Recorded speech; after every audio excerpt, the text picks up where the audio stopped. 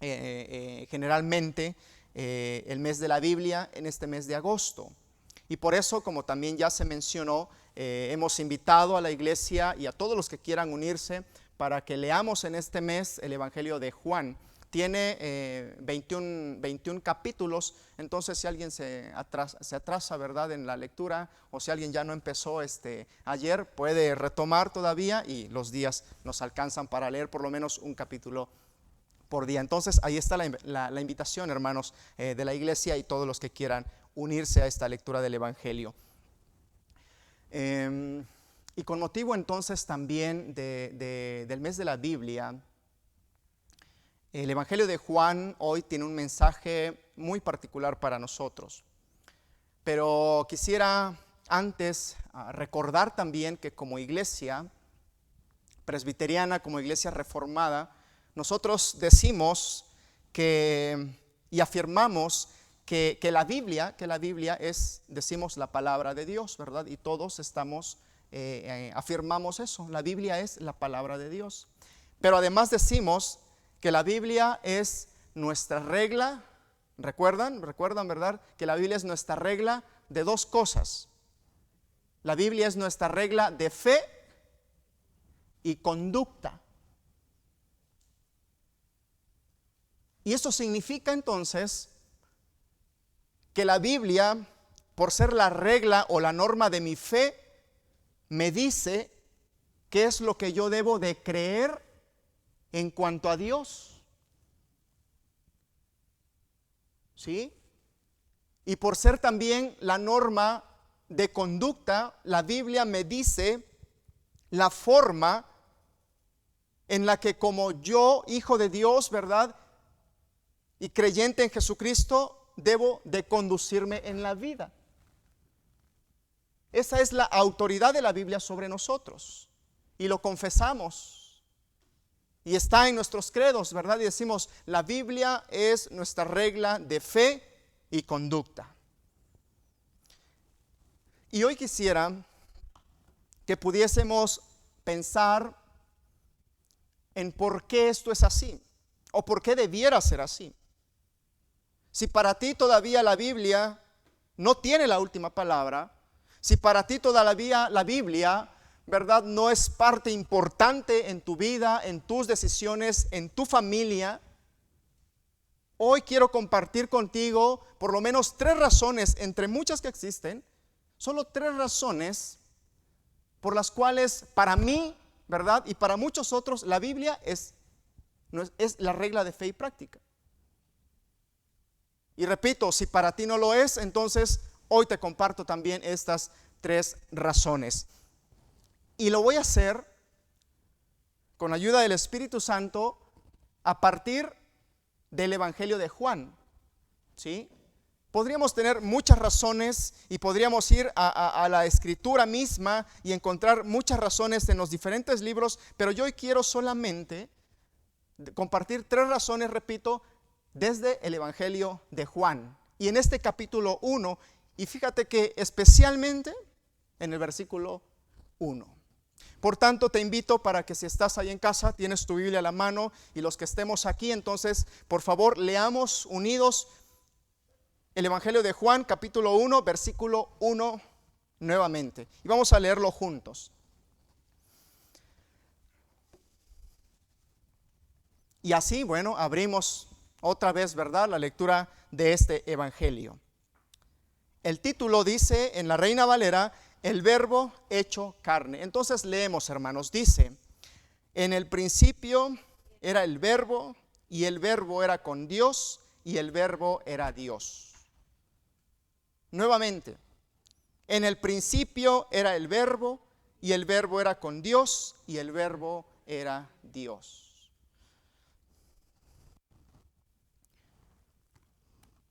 Quisiera iniciar mencionando que cuando leemos esta frase en el principio, así nada más, en el principio, como que esta frase nos transporta a otra parte de la Biblia, ¿verdad?, que también inicia así, y yo sé que ustedes lo recuerdan, ¿verdad? Alguien de los que está aquí podría decirme, hermanos, ¿verdad? Y si tú estás en casa podrías pensar, alguien de los que está aquí podría decirme a leer en Juan, en el principio, ¿a qué pasaje de la Biblia les lleva a su mente? Génesis, por aquí escucho voces, ¿sí? Génesis, capítulo ¿qué? 1, versículo. Así inicia la Biblia. En el principio, y es interesantísimo que el Evangelio de Juan inicia entonces de esta manera, y es precisamente con esa intención. Entonces, lo que el evangelista Juan va a relatar en todo su evangelio, y con lo que va a iniciar este capítulo, entonces está relacionado con lo que encontramos en Génesis capítulo 1, capítulo 2. Es el tema de la creación, ¿verdad? Y entonces quisiera nuevamente que, sin ir al texto bíblico allá en Génesis 1:1, pudiésemos los que estamos aquí, y si usted ahí está en casa, ¿verdad? Hermano, hermana, recitemos como dice Génesis 1:1. ¿Sí? Recitemos, ok, dice, ¿cómo dice? En el principio creó Dios los cielos y la tierra. Una vez le pregunté a alguien, ¿verdad?, que si leía la Biblia, me dijo que sí, y cuando le dije, oiga, ¿y qué dice Génesis 1:1? Me dijo, es que todavía no he llegado hasta allá, ¿verdad? Así dice Génesis 1:1, un pasaje muy conocido. En el principio creó Dios los cielos y la tierra. Y entonces, hermanos, el Evangelio de Juan inicia, en el principio era el verbo. Significa que hay un principio antes de ese principio de Génesis. Antes de que Dios creara todas estas cosas que dice Génesis, existía algo. Y es de lo que Juan nos va a hablar. Antes, en el principio creó Dios de los cielos y la tierra, pero antes hay algo. Hay una existencia, hay una realidad de la que entonces el apóstol Juan nos va a hablar.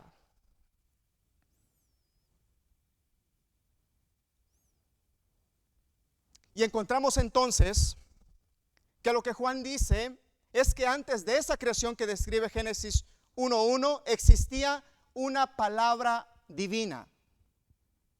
Existía la palabra de Dios. Y antes de continuar, yo quisiera explicar para algunos y tal vez recordar para otros lo que significa, ¿verdad?, la palabra que en la Reina Valera se ha traducido como verbo. En el principio nos dice era el verbo. Y entonces nosotros sabemos que la palabra verbo, ¿verdad?, ahí traducida, originalmente es la palabra logos. Y entonces el texto diría, en el principio era el logos, y el logos era con Dios, y el logos era Dios. Pero esa logos es la palabra griega. Pero también podemos traducirla al español como palabra. Y palabra con mayúscula. Y específicamente la palabra. Entonces hagamos este ejercicio. Leamos otra vez el versículo 1, pero en lugar de verbo digamos la palabra. Y el texto diría así: en el principio era la palabra, y la palabra era con Dios, y la palabra era Dios.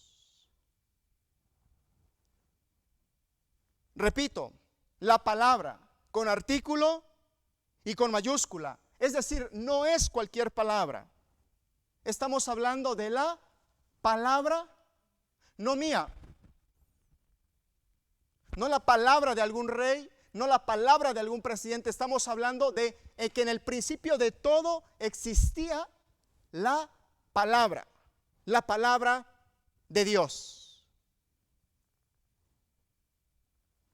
Entonces lo que Juan está haciendo es colocar al principio de todas las cosas, al principio de este mundo creado, al principio de las cosas visibles e invisibles, está colocando a la palabra divina. Les invito a que por favor me acompañen a leer en Proverbios capítulo 8, versículos 22 al 25. Proverbios 8, 22 al 25.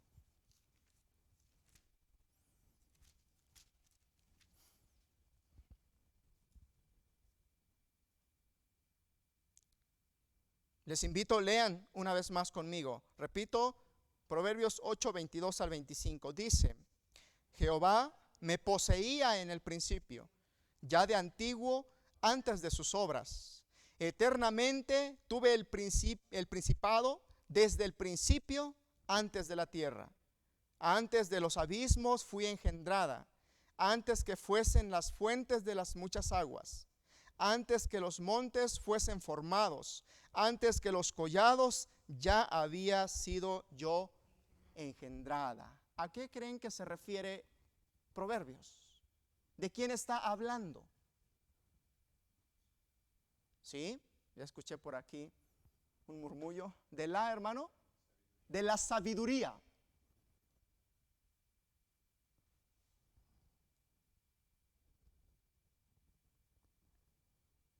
Se refiere a la sabiduría. Entonces, cuando Juan coloca a la palabra antes de toda la creación efectiva, está diciendo que la palabra es sabia y que la palabra sabia es primordial. La palabra de Dios es una palabra sabia y es una palabra primordial.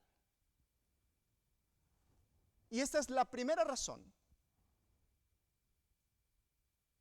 del por qué la palabra de Dios debe ser regla de fe y práctica en tu vida.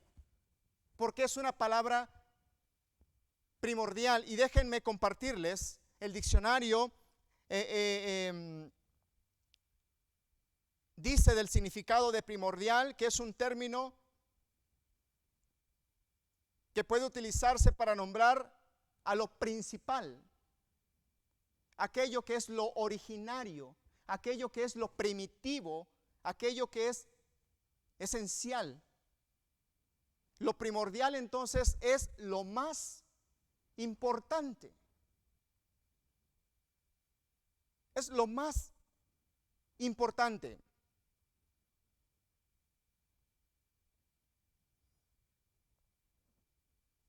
Entonces, si la palabra es primordial, si esta palabra divina es la original, si esta palabra de Dios es la absoluta, significa que esta palabra relativiza todas las demás. Y esto es importante para nuestra fe. Si la palabra de Dios es la principal y la primordial, relativiza todas las demás palabras de filósofos, de reyes, de gobernantes, de sabios. Y hoy quieren venir a decirnos, ¿verdad?, que la palabra es anticuada, que no tiene valor.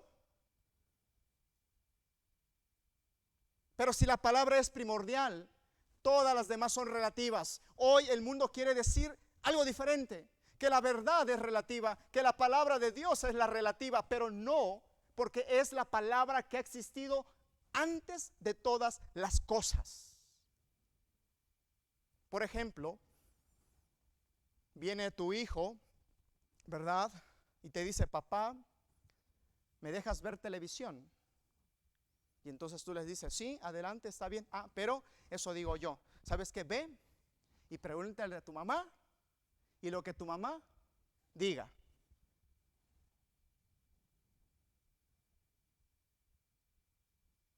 La autoridad entonces última la tiene la palabra de Dios.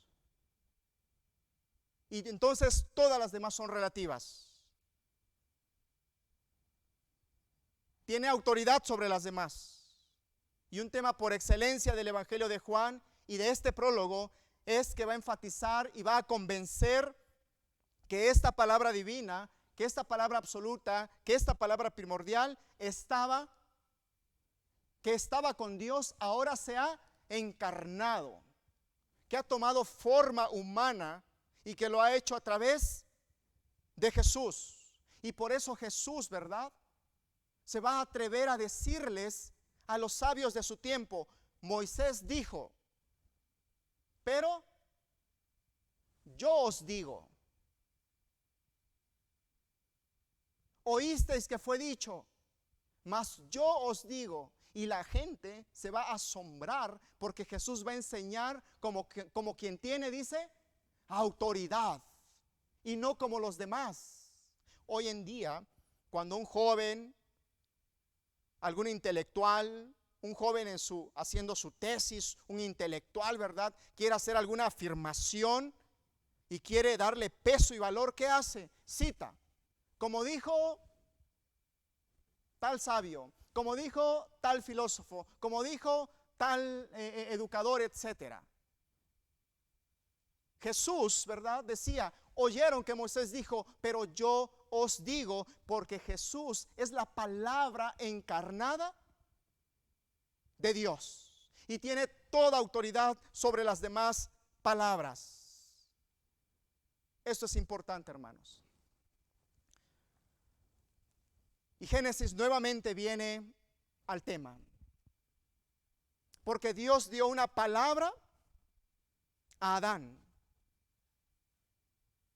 Dios dio una palabra a Adán y a Eva y les dijo, ¿verdad?, mas del fruto del árbol que está en medio del huerto no comerán de él, porque el día que de él coman, ¿qué? Morirán. Esa es la palabra. Y cuando Adán y Eva escuchan esta palabra de Dios, van a vivir, van a ser dichosos. Pero ¿qué sucedió? Viene la serpiente y les da otra, ¿qué? Palabra. ¿Y qué hace Adán y Eva?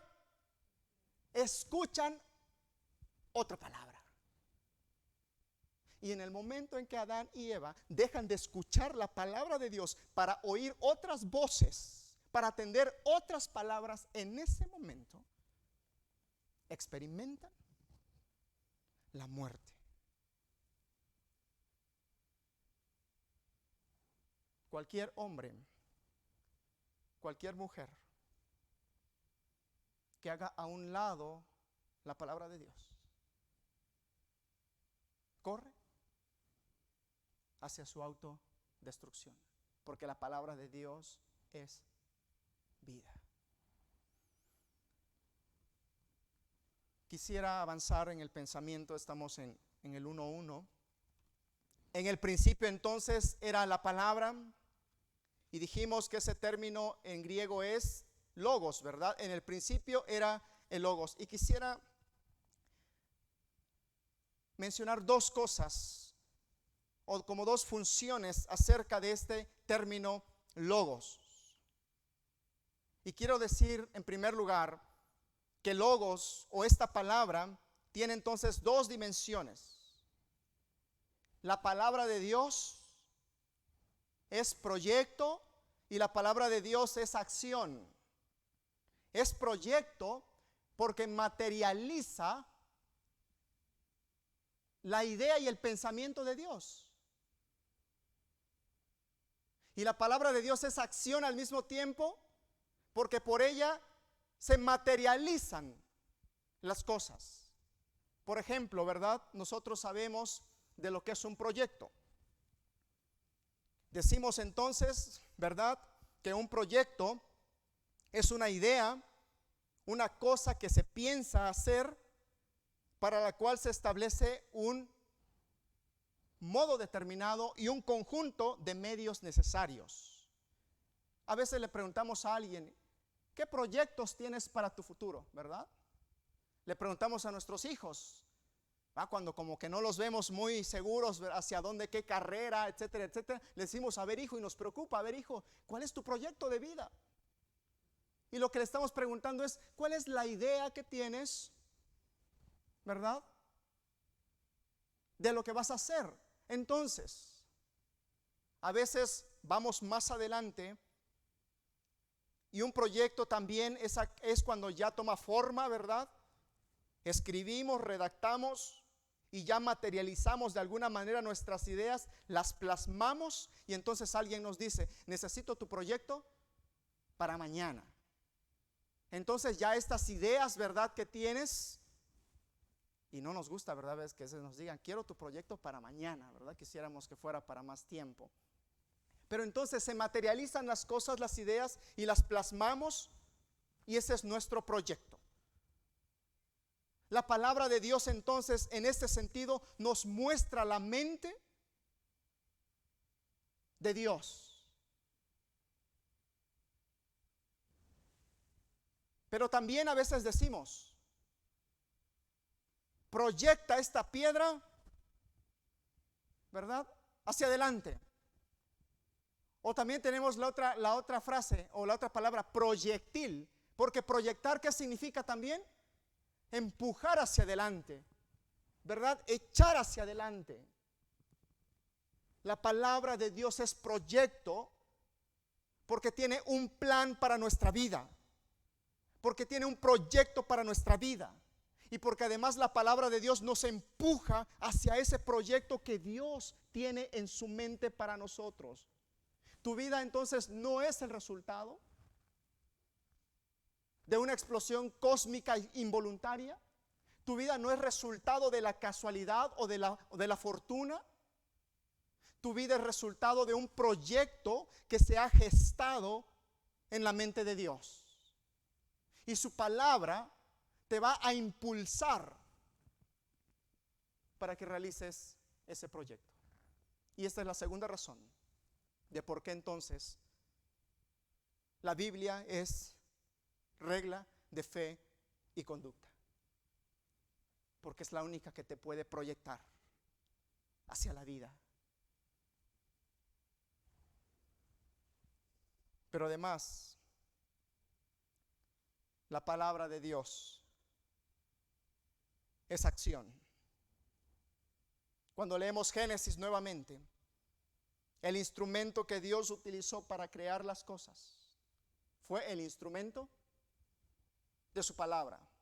Una y otra vez el texto dice, y dijo Dios, y dijo Dios, y dijo Dios, y fue hecho. Por tanto, la palabra de Dios crea. La palabra de Dios trae a la existencia. La palabra de Dios trae a la vida. Por eso dice Juan, en él estaba la vida. Y así lo dice Deuteronomio y lo va a repetir nuestro Señor Jesucristo. No solo de pan vive el hombre, sino de toda palabra que sale de la boca de Dios. Porque la palabra de Dios es vida, es acción, crea.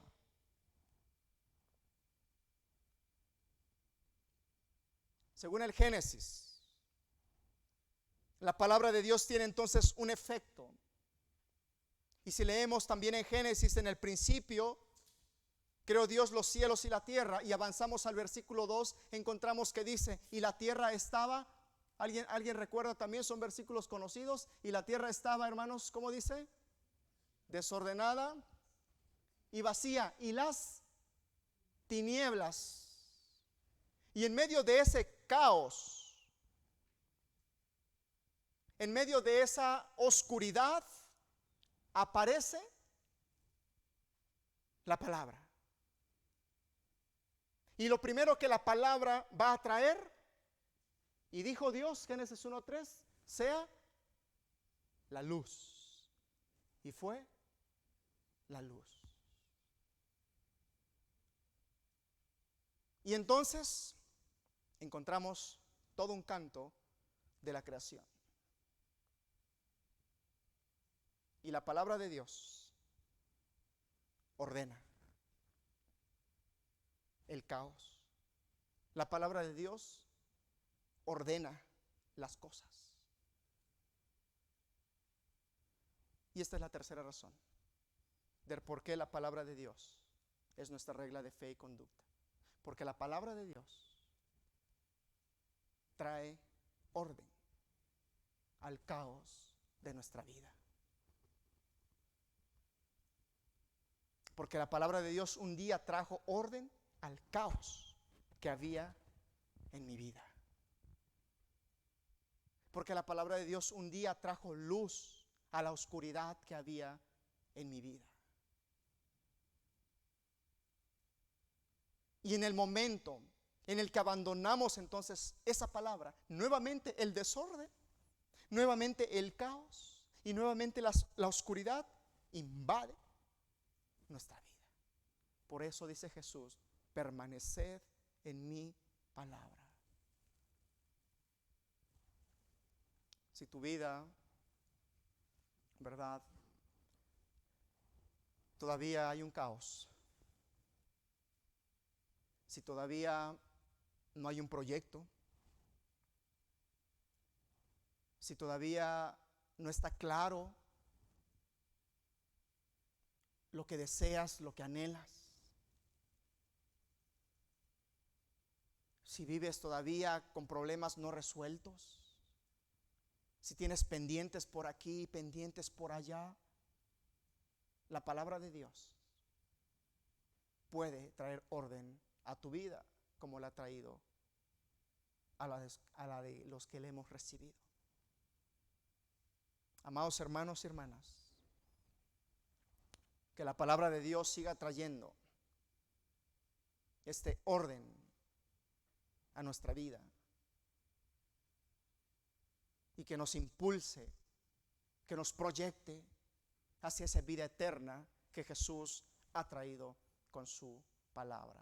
Oremos. Señor, te damos gracias porque hemos escuchado más beneficios de tu palabra en nuestra vida. Señor, y te seguimos pidiendo que siga ordenando las cosas.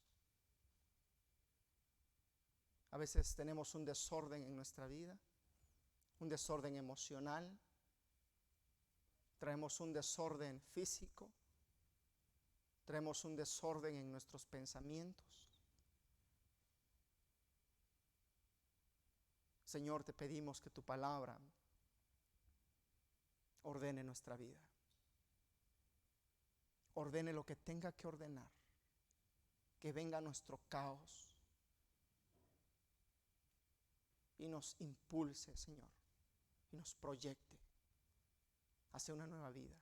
Te lo pedimos en el nombre de Jesús, nuestro Salvador e Hijo amado tuyo. Amén. Amados hermanos, que el Señor les bendiga y guarde.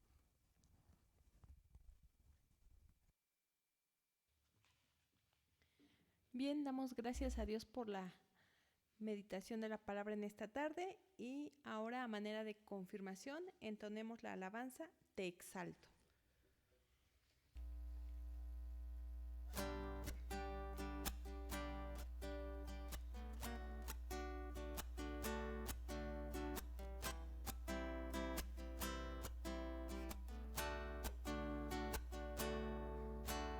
Gran Señor, Consolador, Príncipe de paz, fuerte Dios, vencedor, siempre vives y siempre reinarás. Te exalto, Dios, te exalto. Tú eres para mí, tu presencia siento en mí. Te exalto, Dios, te exalto. Te exalto, Cristo,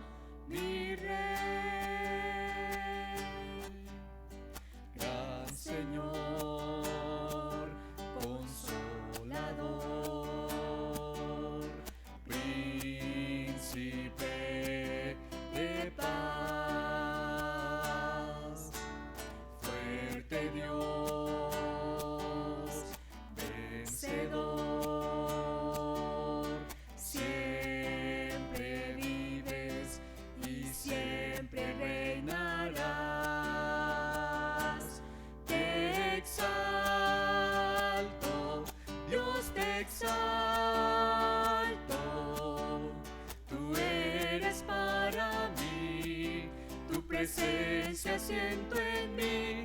Te exalto, Dios, te exalto,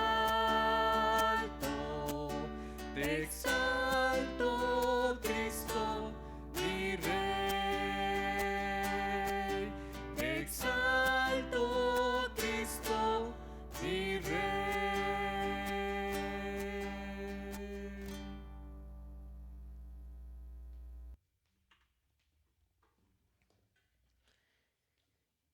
La palabra de Dios dice en el libro de Malaquías, capítulo 3, versículo 10: Traed todos los diezmos al alfolí, y haya alimento en mi casa, y probadme ahora en esto, dice Jehová de los ejércitos, si no, os abriré las ventanas de los cielos, y derramaré sobre vosotros bendición hasta que sobreabunde.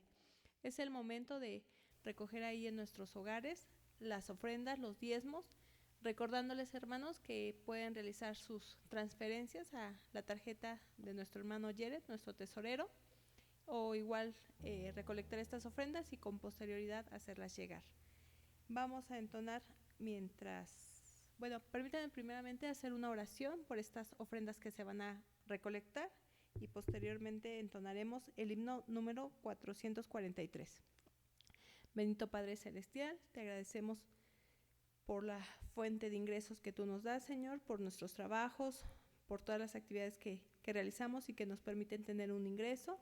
Y gracias porque nos permites ofrendar un poco de lo mucho que tú nos das, Señor.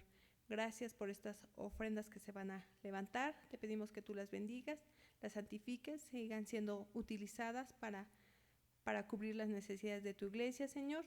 Las necesidades de hermanos en particular, permítenos seguir siendo sensibles ante las necesidades, Señor. Te agradecemos por estas ofrendas, en el nombre de tu Hijo Cristo Jesús. Amén.